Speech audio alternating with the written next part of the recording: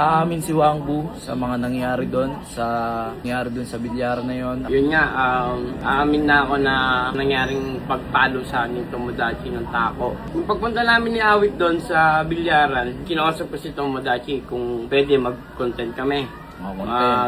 Kami, scripted.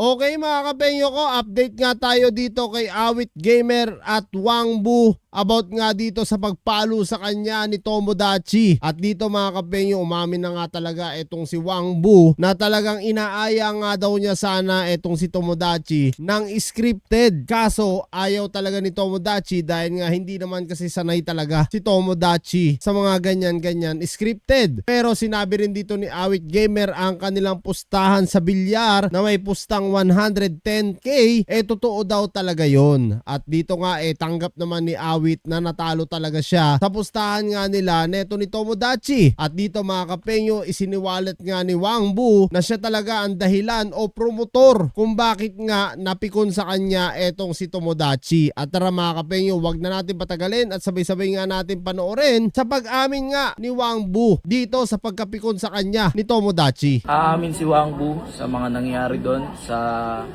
bilyar na yon. Actually kasi sa amin Tomodachi is may pustahan kami noon 110,000 pesos ang pustahan namin yun. So talo ako Tomodachi, magaling din magbilyar, marunong din magbilyar. So ayun, aamin na si Wang Bu sa nangyari para matapos na yan maging maayos na lahat.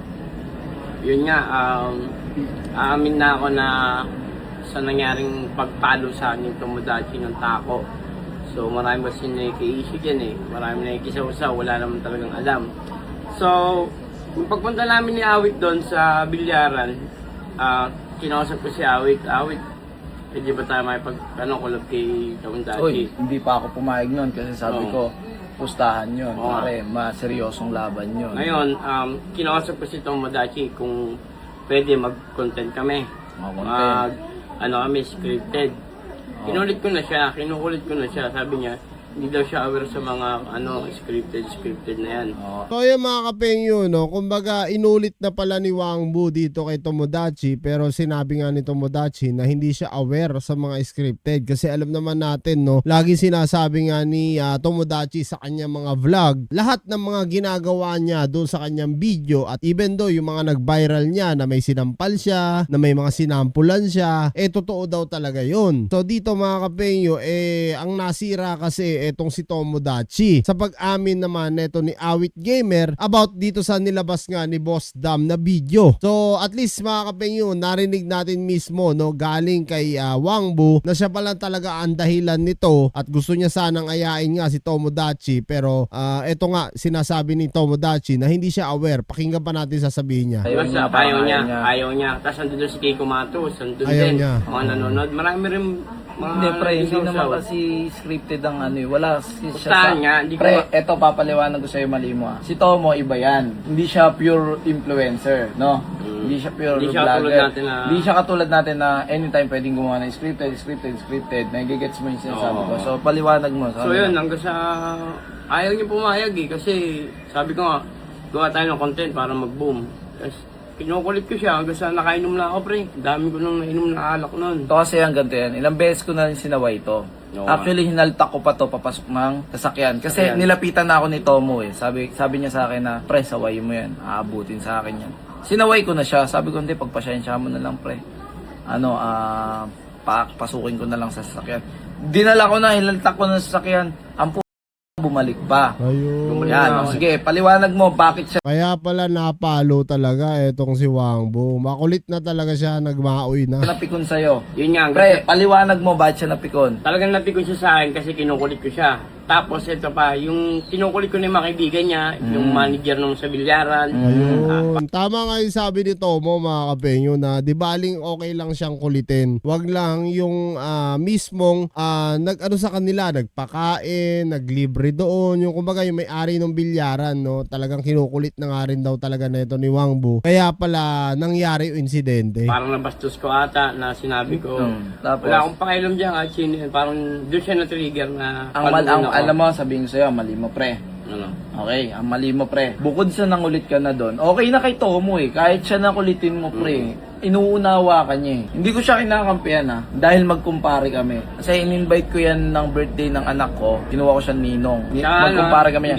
Hindi porkit magkumpare kami noon pare, kakampihan ko siya. Unang beses pare, 10 beses ka ata nangulit noon sa kanya. Hindi kanya pinapatulan. Ano lang sabi niya sa akin, pre, sawayin mo yan, nakukulitan na ako dyan. Nagtitimpi lang ako, gumanon siya sa akin. Sabi ko, hindi, wag mo nang patulan pare, balato mo na sa akin yan. Kaya nga nagulat ako dun eh. Sige, okay lang sa akin pare, pero ako wag na yung mga kasama ko dito. Kasi hindi ko na makokontrol yan. Gumanon siya sa akin, sabi ko sige, pagsasabihan ko. Pinapasok ko siya sa sakyan, bumalik. Bumalik pa kasi ako eh. Hanggang sa eto, binamasdan ko lang siya kasi binibidyoan ko siya eh. Yung kakulitan niya, binibidyoan ko siya eh. Baka sabihin nyo kaya ako binibidyoan. Kasi Scripted, hindi. Binibidyoan ko siya kasi makulit na siya. Anytime na may mangyari sa kanya, may video kami. So eto na nga, kinulit ni Wang Bu yung big boss. Yun nga. Yung may-ari ng Ano? bilyaran. So, dun na na-trigger. Unang beses mong kulit sa boss, nagiinom yung boss dun sa gilid. Oo, Kinuhaan mo ng pagkain. Tama? Tama. Ako, mali? Tama. Nakita ni Tomo, pinabayaan. Pangalawa, bumalik. Nakishot ka pa. Oo. Di ba? Umupo sa grupo nila. Okay. Parang pamabastos niya. Tingin mo, pre, tama ka. Mali ako doon, aminado naman ako doon. Kaya nga nagulat ako nung pagpalo niya sa akin eh. Okay. So, yung kuha ko daw yung inis ni Tomodachi. So yan mga kapenyo, no, at least malinaw na sa atin lahat, loud and clear naman na ipinaliwanag ito ni Wang Bu at ina-explain nga rin dito ni Awit Gamer na talagang sa sobrang kakulitan neto ni Wang Bu kaya siya nasaltik no neto ni Tomodachi at talagang nako Wang Bu no, ako sa pagkakilala ko kay Wang Bu mabait na tao to eh. Alam nyo, nagme-message pa sa akin to dati no nung panahon ng Battle of YouTuber, nakakausap ko nga ito at okay naman to si Wang Bu. Siguro gaya nga ng sabi niya, nalasing na siya, naparami yung kanyang inom at kumulit na siya hanggang sa nasagad nga niya itong si Tomodachi kaya nangyari yung insidente. So yan mga kapenyo, kung kayo nga tatanungin ko ano nga masasabi nyo dito sa pag-amin neto ni Wang Bu na siya pala ang dahilan kung bakit nangyari nga yung pagpalo neto ni Tomodachi kay Wang Bu. Comment nyo na lang down below lahat ng mga opinion nyo at lahat-lahat yan mga basa ko. Maraming salamat mga kapenyo. Kita-kits na tayo sa mga susunod kong vlog.